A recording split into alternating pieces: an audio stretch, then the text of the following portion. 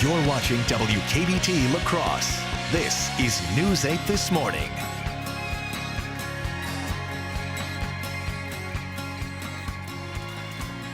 Good morning and welcome to News 8 This Morning. I'm Leah Linscheid in for Jennifer Livingston.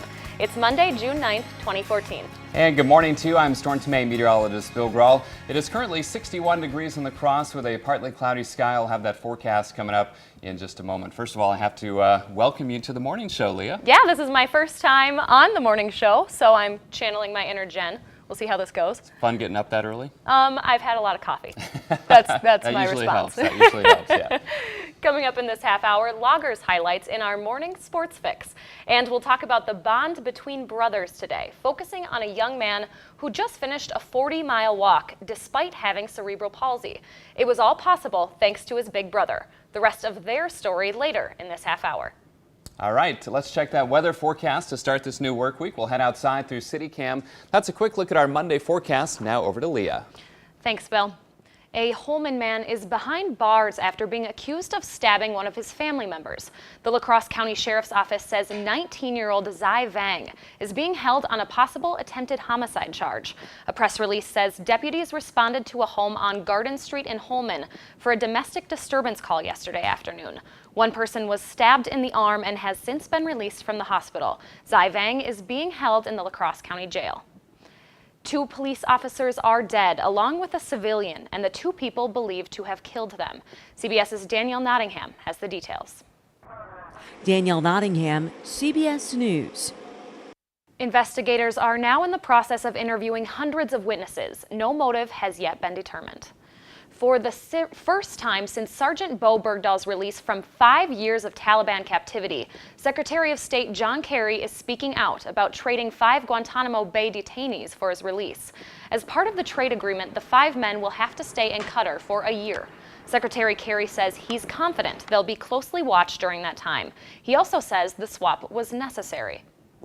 That it would have been offensive and incomprehensible to consciously leave an American behind, no matter what. To leave an American behind in the hands of people who would torture him, cut off his head, do any number of things, and we would consciously choose to do that. There are lawmakers opposing the trade on both sides of the aisle. Senator John McCain says he agrees with Secretary Kerry that the U.S. needs to do all it can do to get Americans out of captivity. But like many others, he's worried about what the newly released Taliban militants might do. We know that 30% of those who were released from Guantanamo before have re-entered the fight. These people are in the leadership. They are the ones who are dedicated, the hardest of hardcore. And by the way, they became a lot harder after their years in Guantanamo. You have to weigh the risk to the lives of our fellow servicemen and women who are serving. Sgt Bergdahl has told U.S. officials he was tortured and thrown into a cage after trying to escape from his captors. He also says he spent long periods of time in solitary confinement. There are still questions about exactly how Sgt Bergdahl ended up in Taliban hands in the first place. A Pentagon report found he walked away from his unit while serving in Afghanistan, but it stopped short of calling him a deserter. The FBI is investigating threats against his family back in Idaho.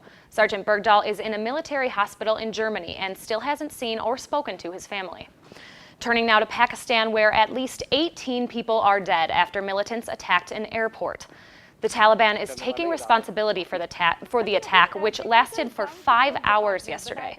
Gunmen disguised as police officers started shooting at the terminal with machine guns and a rocket launcher. Officers say there were 10 of them, and all 10 have been killed.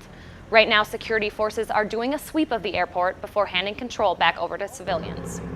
Police say a medical issue likely caused a driver to crash into a building in La Crosse on Sunday.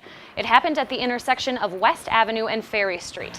The driver crossed 4 lanes of traffic, hit a bicyclist, and crashed into the Mayo Employee Federal Credit Union. The cyclist had minor injuries. Today, there are temporary support beams in place at the credit union. The driver was ticketed for not having a valid license. Wisconsin's Attorney General is seeking an emergency court order to stop gay marriage in the state. It's after a federal judge overturned Wisconsin's ban on same-sex marriage last week. There is expected to be a hold placed on that ruling, so hundreds of people rushed to get married over the weekend. Both the Milwaukee and Dane County clerk's offices stayed open late, trying to keep up with the steady stream of couples coming through their doors for marriage licenses. Who knows what's going to happen Monday morning? There could be a decision, and I'd hate to think, I was at home, when we could have been doing marriage licenses.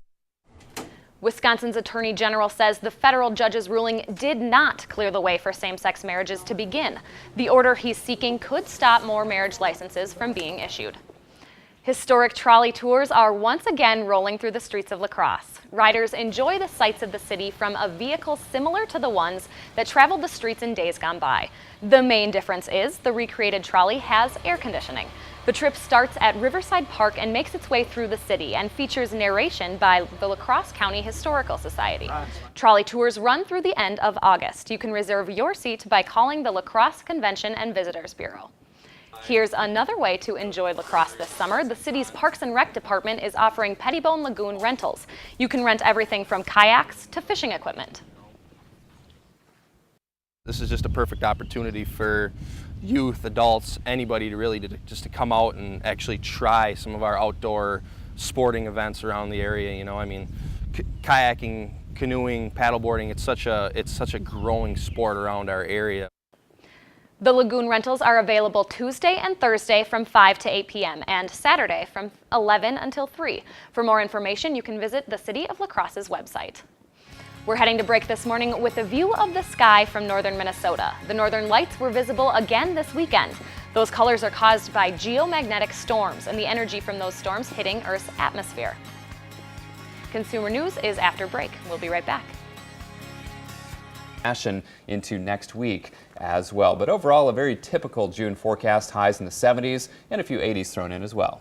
So maybe celebrate Father's Day a day early. Yeah, hopefully those rain chances for Sunday we can start to tweak as the week progresses. But right now, it looks like a fairly decent chance that we'll be dodging some rain. Of course, this time of year, it rarely rains all day. So all right, we'll stay tuned. Yeah, plan those outdoor activities accordingly. Thanks, Bill. Okay.